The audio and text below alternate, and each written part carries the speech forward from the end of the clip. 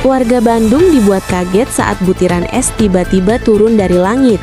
Fenomena hujan es terjadi di kawasan Setiabudi pada Jumat siang dan langsung menarik perhatian warga karena jarang terjadi.